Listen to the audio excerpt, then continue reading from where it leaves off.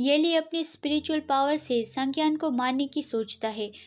ये मेरा आखिरी मौका है उसे मार डालने का। यहाँ दानव लोक में बाहर मेरे बहुत ज़्यादा स्ट्रॉन्ग एनिमी है। अगर मैं इसे ही मार डालता हूँ तो कोई भी मुझे लॉक करके नहीं रखेगा और मुझे धमकाएगा भी नहीं। हाँ बिल्कुल, मुझे यही करना है। लेकिन येली अपनी आत्मीय ऊर्जा सांज्ञान को हील करने में यूज़ कर रहा था। वो बिना रियलाइज़ किए ही अनजाने में वो कर रहा था, और जब उसे रियलाइज़ हुआ तो वो सोचता है, हाँ, मैं उसे हील क्यों कर रहा हूँ? क्यों? रुको, जो सारी एनर्जी मैंने इतने दिनों तक इकट्ठा की थी, वो यहाँ से भागकर अपनी जान बचाने के लिए, ना कि इस तरह से वेस्ट करने के लिए। उसने ज़रूर ही मेरे ऊपर कोई जादू टोना किया होगा, कुछ ऐसा किया होगा कि मेरा दिमाग चकरा गया और मैं उसके खिलाफ नहीं जा पाया। मुझे डेफिनेटली अपना ज्ञान नहीं छोड़ना चाहिए और इस तरह से नहीं करना चाहिए। वो बस क्योंकि ये डीमन लॉर्ड खतरे में है और मैं उसकी मदद किए बिना रह नहीं सकता। और वो देखता है कि फाइनली उसकी ब्लीडिंग रुक गई, लेकिन उसका रंग उड़ा हुआ क्यों दिख रहा है? मेरी पिछली लाइफ में मैं ज़रूर ही उसका शुक्रगुजार रहा होऊंगा। अगर ऐसा नहीं होता तो मैं उसे क्यों नहीं मार पाया? ऑब्वियसली मनुष्य और दानव एक साथ रह ही नहीं सकते। वो ज़रूर ही अनरीजनेबल और ओवर बियरिंग है जो उसने मुझे यहाँ पर लॉक करके रखा है। वहाँ लिंगलोंग आती है। येली उसे देखता है। वो धीमी आवाज़ में बात करती है, क्या महाराज सो गई? ये अच्छा हुआ, मुझे डर था कि वो मुझे बाहर भगा देंगे। मैं पैलेस के खजाना गृह में गई थी और ये कुछ ग्रेट पोशन लाई हूँ। मुझे नहीं पता कि ये यूज़फुल होंगे या नहीं, लेकिन कुछ न करने से तो ये अच्छा ही है। अगर हमें मास्टर के बैग से ताई चूक का स्पिरिट पोशन मिल जाए तो ये अच्छा होगा। शायद उससे मदद मिलेगी कि उसका स्पिरिट गायब नहीं होगा।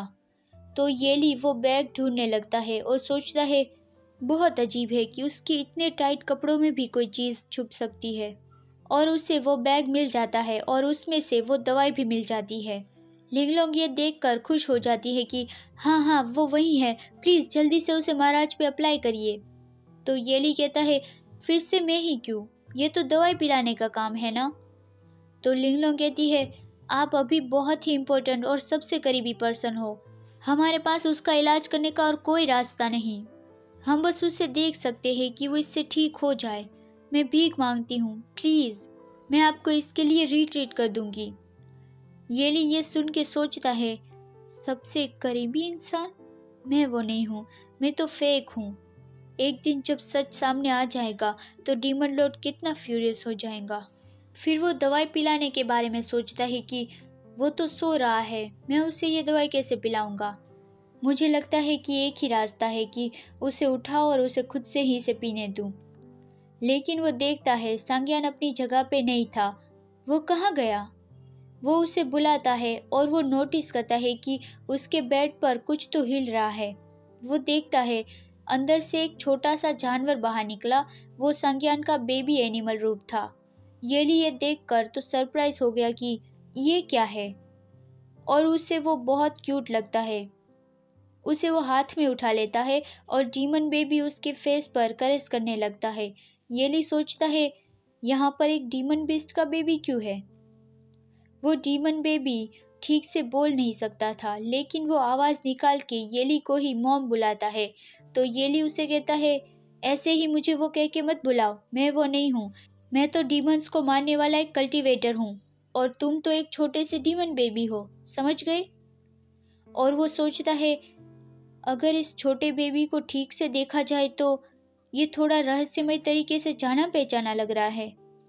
उसकी ये सींग, सर पर वो निशान, उसके पंख, उसकी आंखों का रंग और उसके ये पंजे, और यहाँ तक कि उसकी बॉडी पे वो इंजरी भी है। नहीं, ये नहीं हो सकता।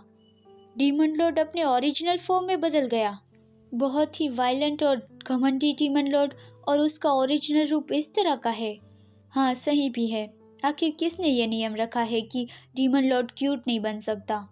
मैंने कभी नहीं सोचा था कि तुम्हारी इतनी कमज़ोर और पिटीफुल साइड भी होगी। लेकिन कुछ भी हो, तुम्हें ये दवाई तो पीनी ही है।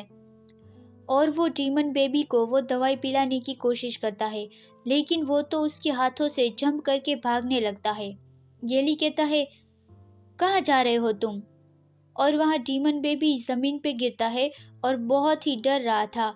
और अपनी भाषा में बोल रहा था कि तुम मुझे बुली करोगे। येली उसे जैसे तैसे करके उठाता है और सोचता है वो अभी इतना छोटा हो गया है तो वो डेफिनेटली डम बन गया होगा, लेकिन उसे अब भी पता है कि उसे दवाई खाना पसंद नहीं। मैं बस अभी उसे थोड़ा प्यार से फुसला सकता हूँ। और वो कहता है, क्या तुम अच्छे से रह सकते हो तो मैं तुम्हें बुली नहीं करूँगा। अच्छी दवाई बीमारी के लिए अच्छी होती है, तो मेरी बात मानो और अच्छे बच्चे की तरह इसे पी लो। और वो डीमन बेबी को वो दवाई पिला देता है और कहता है, good boy little demon Lord. और डीमन बेबी उसके गालों को लिक करने लगता है, तो येली उसे जोर से कहता है, तुम मुझे लिक नहीं कर सकते। लेकिन वहाँ लिंगलोंग आती है और जोर से कहती है, मास्टर येली, एक बहुत ही बुरी खबर है। तो येली उसे देखता है। लिंगलोंग पूछती है, हमारे महाराज कहाँ हैं? तो येली अपने हाथ में डीमन बेबी सांग्यान को दिखाता है और कहता है, तुम्हारे महाराज यहाँ है, जल्दी उसे संभालो। पता नहीं कैसे लेकिन वो छोटा हो गया और एक बेबी बिस्ट बन गया। तो ये देखकर लिंगलोंग को बड़ा शौक लगता है और वो जोर से कहती है, ये नहीं हो सकता। और उसे ऐसा लगता है कि शायद डीमन लॉर्ड सांग्यान पहले क्यूट छोटा सा बनना चाहता था, तो अभी शायद उसने जानबूझ के वैसा रूप ले लिया होगा। इसलिए वो डीमन बेबी को विस्पर करके कहती है, योर हाइनेस, आप अभी ऐसा नहीं कर सकते। मैं जानती हूँ आप अभी ये चाहते हैं कि मास्टर येली आपको उठाए, हक करे और किस करे, लेकिन ये वो सब करने का और अभी इस तरह की फ्लफी क्यूटी बनने का वक्त नहीं है। अभी खेलना बंद करिए और जल्दी से अपने असली रूप में आ जाइए। येली तो वो सब देख के बहुत ही ज्यादा कंफ्यूज हो गया था और डीमन बेबी भी कुछ समझ नहीं पाया और वो थोड़ी सी आवाज निकालता है। लिंगलोंग सोचती है, मेरे महाराज तो इतनी क्यूट नहीं है। और वो कहती है, तो वो सचमुच एक बेबी बन गए। ये मत बताना कि गॉड के एरो की वजह से उसका स्पिरिट डिस्ट्रॉय हो गया। तो फिर हम क्या करेंगे? छोड़ो इस बात को, अभी इस बारे में ज्यादा बात करने का वक्त नहीं है। जल्दी इस चीज को ले आओ, इस छोटे से फरी बॉल को। येली पूछता है, आखिर हुआ क्या है? तो लिंगलोंग कहती है, बाहर अफवाह फैल गई है कि एम्परर मर गए हैं और हमारी सेना बहुत ही ज्यादा कमजोर हो गई है और गॉड आर्मी अब ब्लड मून पैलेस की ओर आगे बढ़ रही है।